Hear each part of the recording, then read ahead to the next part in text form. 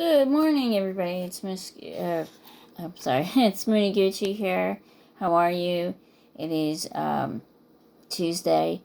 Today I just decided to take a break from work, get more organization done in my house. I got my Maxwell House coffee with my white chocolate mocha Starbucks creamer. And to give you a couple other, I have to figure out how to delete stuff off the phone that is not necessary, because what happens is it takes up my memory or my storage, and I can't provide videos to you. So I have to pretty much figure out. I got to make sure when I do videos many videos, I have to go in and delete and make sure those videos are uploaded and make sure that they're taking off the phone. Like I said, I'm going to do some organization today. I'm probably going to make a video about the organization. I'm going to try to focus on my room and my closet again. And maybe the bathroom, if I could get to that. We'll see what time it is when I get to that. I'm up early today. I'm going to have breakfast first. And I'm going to get I'm going to have a shower, wash my hair, all that kind of stuff. I'm deciding to maybe just utilize all my clothes. Well, I can't wear my summer clothes in the wintertime, obviously. But I figure if I'm home, I have sweaters, I have sweatshirts. If I could wear a t-shirt, I could just put a sweatshirt if I'm feeling cold in the house. I do keep my heat at a certain temperature. I don't have to pay for heat now. I could keep my heat at a certain temperature. That's not going to affect anything unless the landlord comes to me and says that I owe him for heat or something. I only pay for electric here, so it's not a big deal for me to have the heat maybe on 75. That's usually the way I like it. Now, I'm not sure if you guys know, I might have explained it on my other channel. I have something called Raynaud's syndrome. And what that is, it affects your circulatory system, I believe. And what happens is it makes your limbs, your hands and your feet ice cold to where they turn numb. And when they do warm up, it absolutely feels painful and it feels like your skin is on fire. So I have to have heat in the wintertime at least 75 for me to be comfortable, to sleep at night, for me not to have chronic pain, anything like that. I have chronic pain throughout my body. It's sort of like fibromyalgia, for heat and stuff. But anyway, and in the summertime, I cannot have air conditioner blaring on me. I hardly use air conditioner in the summer. If it hits 85, 90 degrees to 100 degrees, that's a different story. I put the air conditioner on. Fans. I use a lot of fans. But I have fans. I have air on. Just circulating. Now, my electric bill will probably go up, I would say, in the summertime with the air conditioning and the fans. Now, the other thing with the air conditioner, I try not to use the air conditioners unless I really need it or if I'm really sweating. I try to use fans to conserve energy. I have regular, I guess you'd call it regular electric. I did at one time have turbine power, which in the state of New Jersey, you're allowed to have a choice of energy that you want. If you want natural gas, if you want, turbine, if you want solar, you have a choice in the state of New Jersey what you can have. I did have I had turbine. I thought turbine, when I had turbine power, my bill was cut dramatically. I do have to say though, this apartment is a lot cheaper than the other apartment I had before because I was paying gas and electric in my other apartment, and I had central air. central heat and central air conditioning. Where here, I'm going to have window units. Well, I have a floor central air unit, and then I have, in my bedroom, I'm going to have a window unit, which I can regulate on and off. With the central air, you have to keep it at a certain temperature, or else your bill is going to go like to hundreds and hundreds of dollars, and whatnot. So this is considered a room, not a one bedroom. It's actually considered a 2-bedroom, or a junior room, they call it. I believe is what my landlord said, and that's the room that I have my office in. But if I choose to change it at any time, that could be a child's room. That's a couple other things that we'll talk about too, as far as that goes. I am going to consider going back to foster parenting eventually, once I get all this straightened up and cleaned up, and bathroom remodel, and because I'm sorry, I have some allergies this morning. I do want to foster parent or have my own child eventually. I want to have another child, which I will talk about in another discussion, maybe a coffee chat video or something like that. I am running my own business. I did get business cards. I have a email now. I have a phone number. I have a business phone. I don't think... I was trying to do a website. I went on a couple different websites. A couple different free business websites where you can build your own website. I believe one of them was Wix, W-I-X, and there was a couple other ones. I'm going to look into these. I was trying to see about Wix, but if you have someone on there do it for you, there's a charge. It's not really free. But I did go to Vistaprint to get my business cards. So what I'm thinking of doing is maybe not having a website right now, and just having flyers and business cards and word of mouth.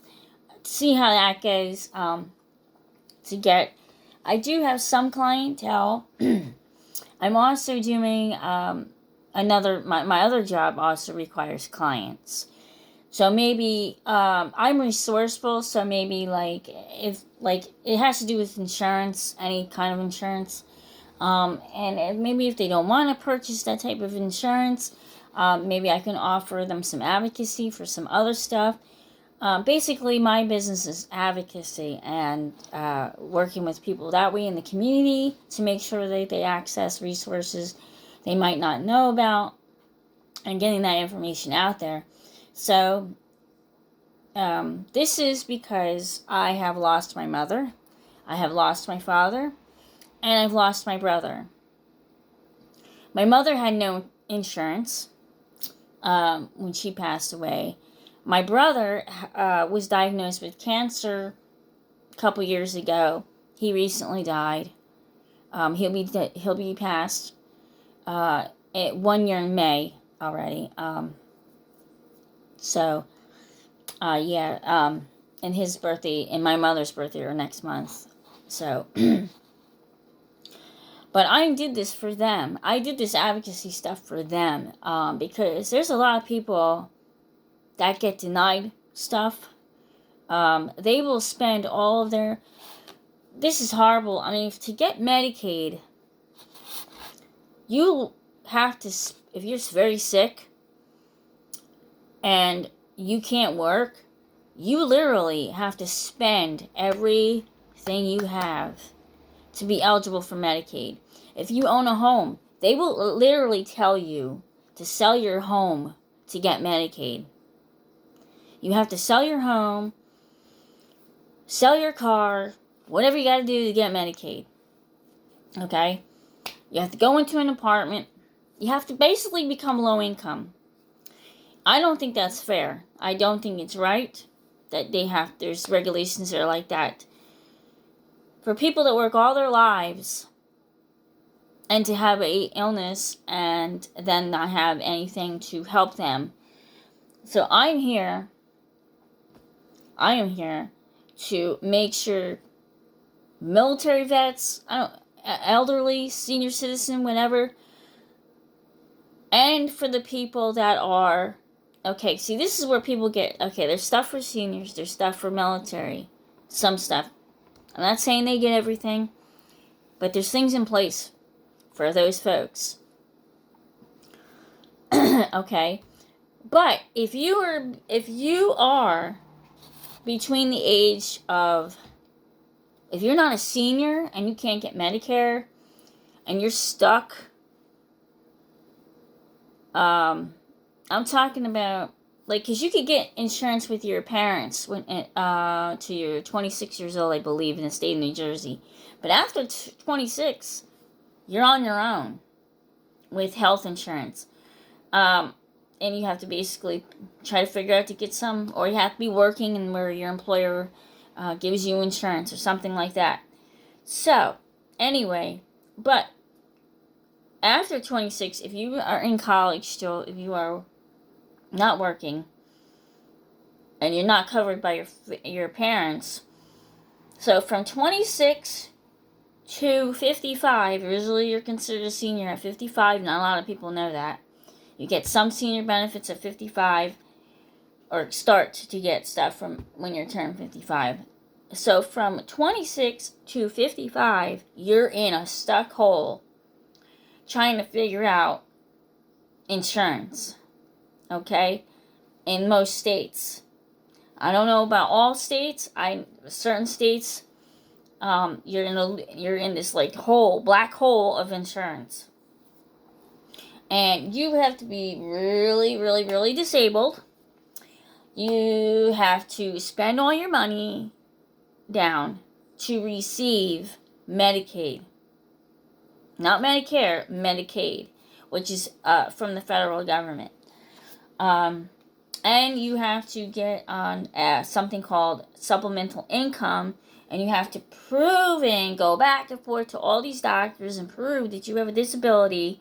Because this is what my brother had to do, and my brother lived in Allentown, PA, and this is what he had to do. We had to go back and forth to prove that he had cancer. To get him on SSI, which is supplemental income, okay, and to get him Medicaid because he had no insurance. And my brother was only, I think, 48 years old. Oh, I think he was 45 or 46 or something when the cancer started. And, it was tragic because it's happened suddenly. He did not know he had it. He winded up in a coma for 10 days. Fluid on his brain. He had to have it drained. It was really a struggle for my brother. So, my mother passed away after being denied help from social service. Now, my mother had nothing. She did not have a place to live. She was homeless. Going between me and my brother.